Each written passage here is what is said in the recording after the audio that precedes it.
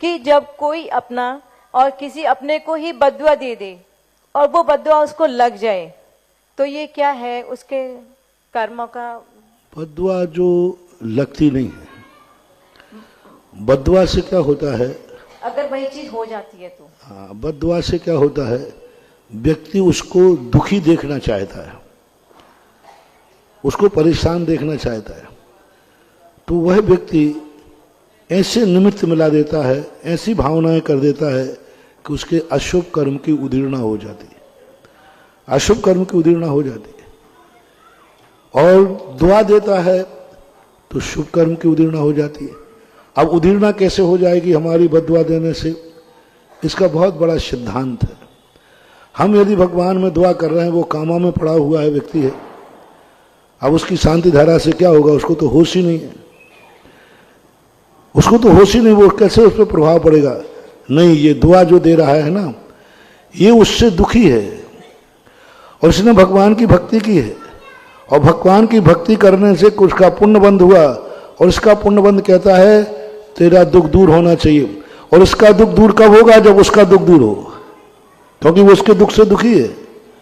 अब देखना कर्म ने कैसी गोटी मिलाई, सामने वाला व्यक्ति दुखी है और ये उससे दुखी है, और वो अभी भगवान की भक्ति नहीं कर रहा है, ये भगवान की शांति धारा कर रहा है।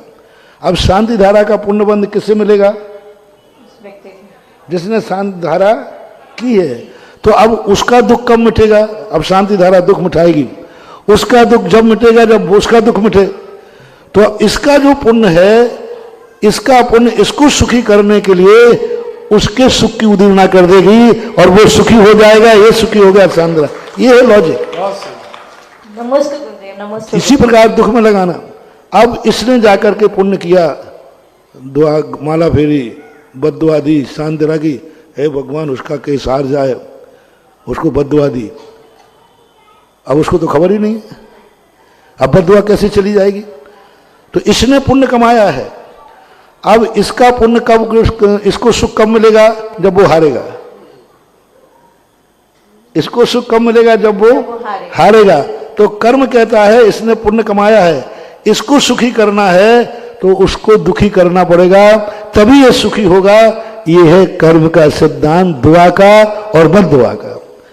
एक तरफ दूसरे तरफ का इसने पूछा कि उसको क्या लाभ मिलने वाला है, लेकिन निमित्त निमित्त एक संबंध इसे ही बोलते हैं। तो वो हमारे कर्मों की उदीर्णा करा देता है।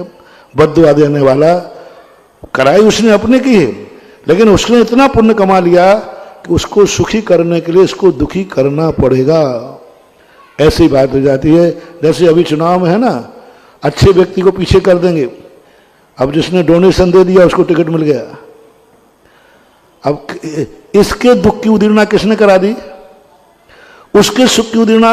अब उसने पूर्व भाव में इतना बड़ा पुण्य किया था, इतना पुण्य किया था कि उसके पुण्य से उसके पास करोड़ रुपए आया कि वो उसने डोनेशन दे दिया। अब देखो उसके धन ने, देखना पूर्व भाव का दान, पूर्व भाव का पुण्य इसके पास आया धन के रूप में। अब ये धन कहता है तूने पुण्य किया था तो मैं तुम्हें सुखी करूंगा। तो सुखी कब करेगा? बोले तुझे टिकट दिलाऊंगा, उसको पीछे करूंगा, वो दुखी होगा, वो हारेगा, तू जीतेगा। ये पुण्य का परिणाम है।